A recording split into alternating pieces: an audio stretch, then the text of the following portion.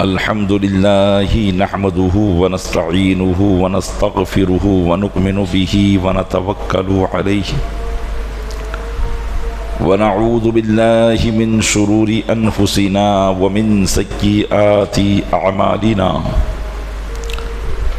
من يهده الله فلا مضل له ومن يضلله فلا هادي له ونشهد أن لا إله إلا الله وحده لا شريك له ونشهد أن سيدنا ومولانا محمدا عبده ورسوله أما بعد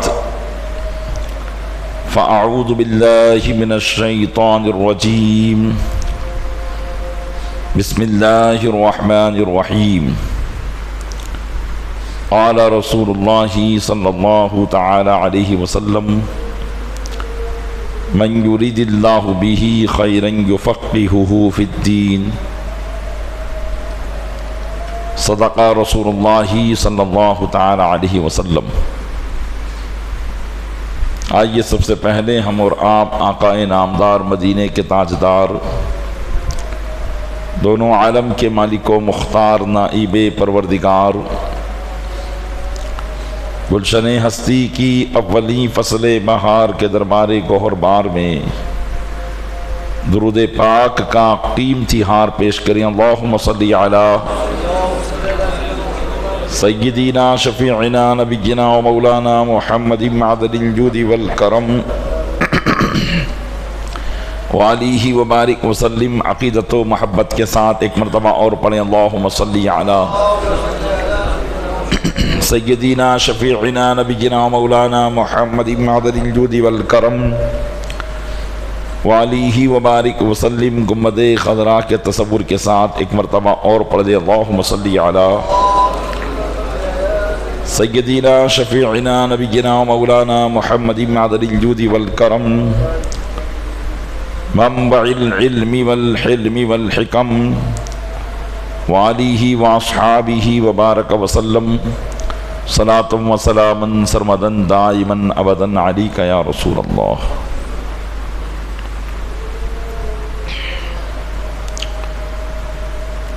حضرات، یوں تو اللہ کا فضل ساری مخلوق پر ہے، انسان ہو یا غیر انسان، ہر مخلوق اس کی رحم و کرم کی محتاج ہے، لیکن بالخصوص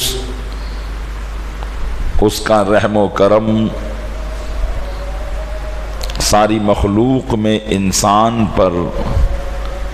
خصوصیت کے ساتھ ہے، اور پھر سارے انسانوں میں اس کا جو خاص کرم اور خاص فضل ہے وہ مسلمانوں پر ہے۔ فضل و کرم اور اللہ کا احسان مسلمانوں پر اس معنی کر کے ہے کہ اللہ تعالیٰ نے تمام انسانوں کے درمیان انہیں ایمان کی دولت سے مالا مال فرمایا، اور مسلمانوں میں اللہ تبارک و تعالیٰ کا خاص فضل جن پر ہوتا ہے وہ ہیں علم والے لوگ۔ علماء دین پر اللہ اپنا خاص فضل فرماتا ہے۔ ہم اور آپ فضل کو صرف یہ سمجھتے ہیں کہ جس کے پاس دنیاوی آسائش و آرام ہو مال اور دولت کی فراوانی ہو،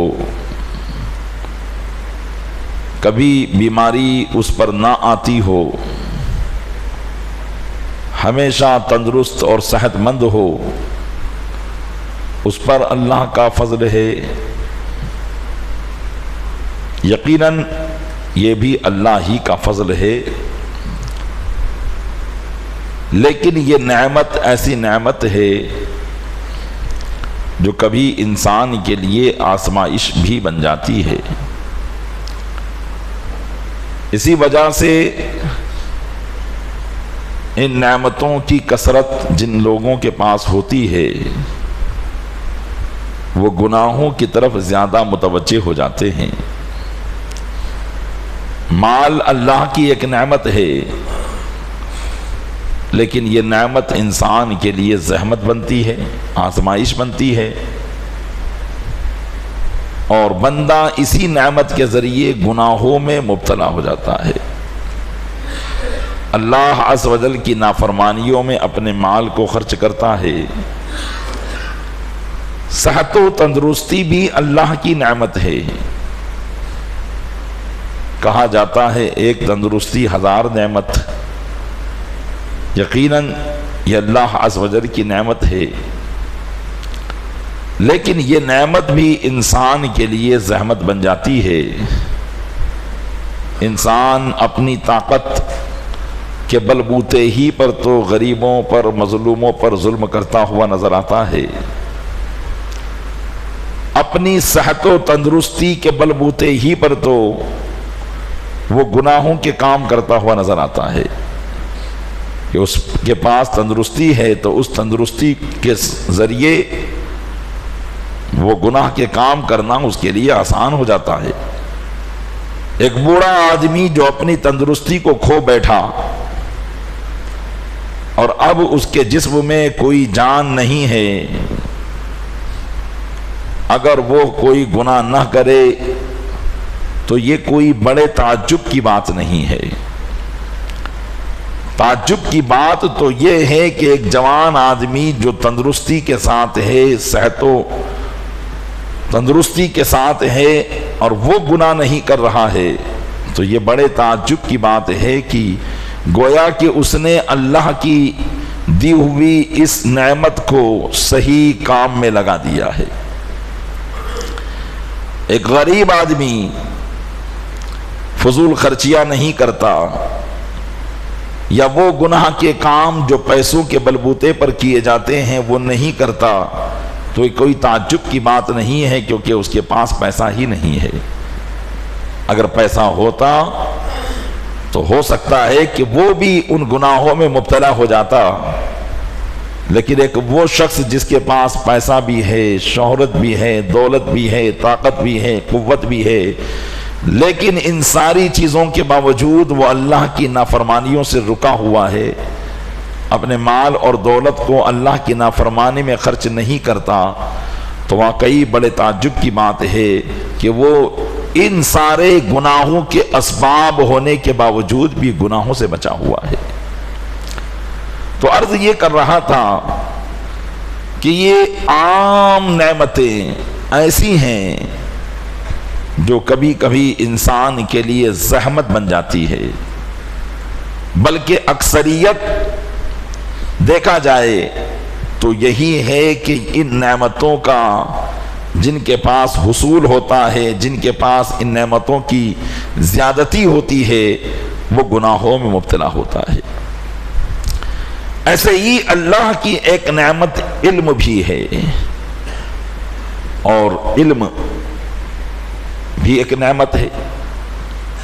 لیکن اس علم کے ذریعے بھی انسان برباد ہو سکتا ہے، تباہ ہو سکتا ہے۔ آپ جانتے ہیں اچھی طریقے سے کہ ابلیس اللہ کی بارگاہ سے جو برباد ہوا، مردود ہوا، اس کا سبب علم ہی تھا۔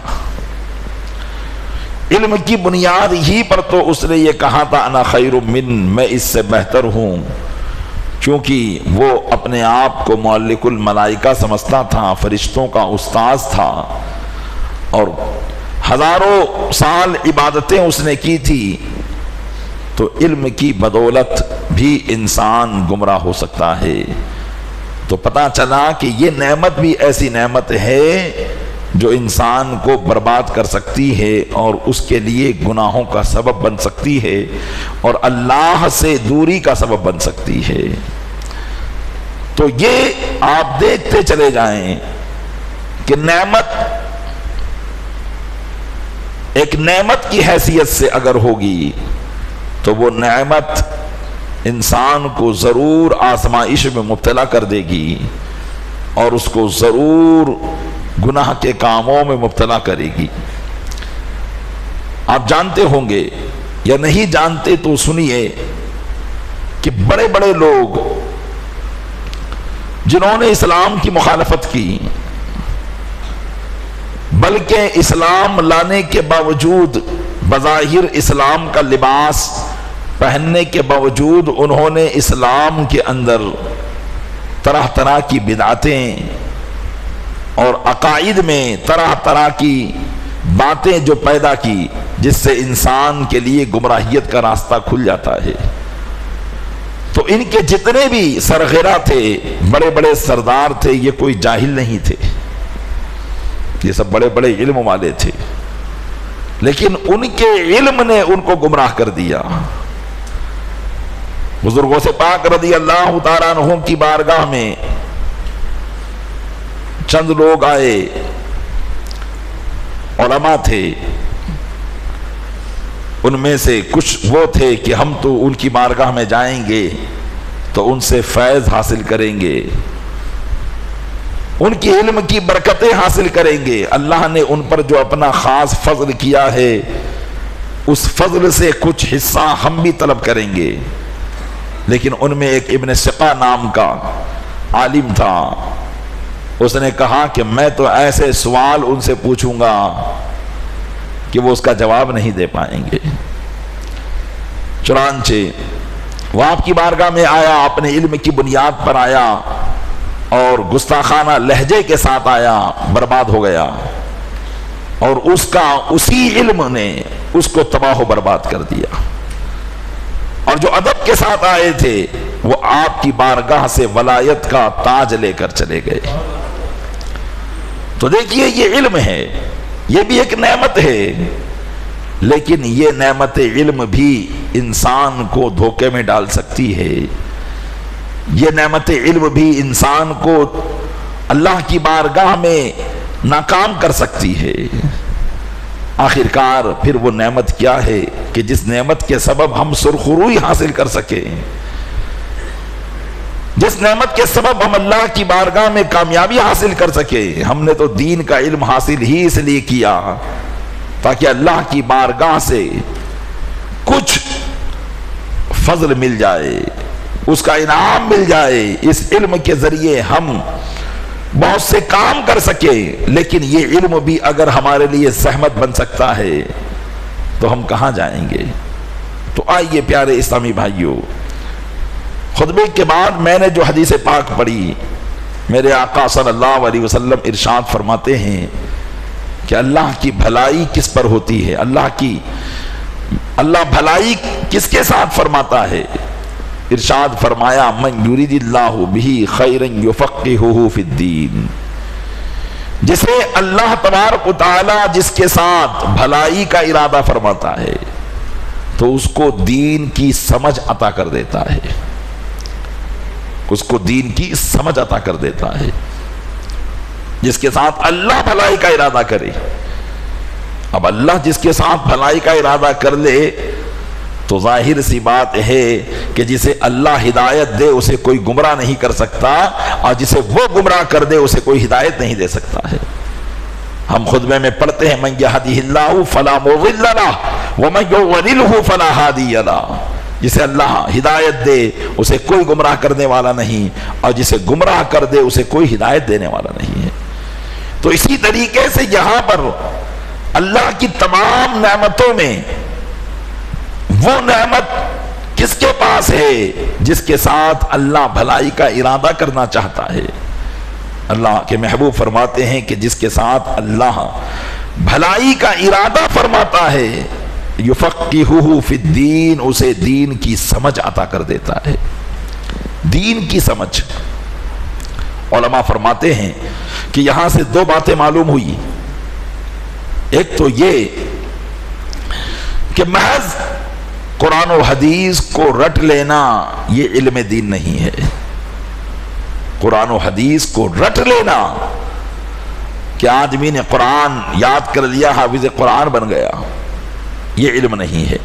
اس لیے کہ بہت سے حافظ قرآن اپنے اچھے پڑھنے کو لے کر برباد ہو جاتے ہیں، بہت سے حدیث کو یاد کرنے والے اپنی حدیث بیانی پر ناز کر کے برباد ہو جاتے ہیں۔ تو یہ اللہ کا فضل نہیں ہے، بلکہ اللہ کا فضل یہ ہے کہ اللہ قرآن و حدیث کو یاد کرنے کے ساتھ ساتھ انہیں قرآن و حدیث کو سمجھنے کی توفیق بھی عطا فرما دے۔ یہ ہے کہ علم انسان کو بھلائی کب پہنچا سکتا ہے، یہ تو اللہ کی مشیت پر موقوف ہے، لیکن اس کی نشانی بتائی کہ جو دین کو سمجھ لے گا اللہ کی بھلائی اسی کے ساتھ ہے۔ اور دوسری بات یہ معلوم ہوئی کہ محض قرآن و حدیث کا علم کمال نہیں ہے،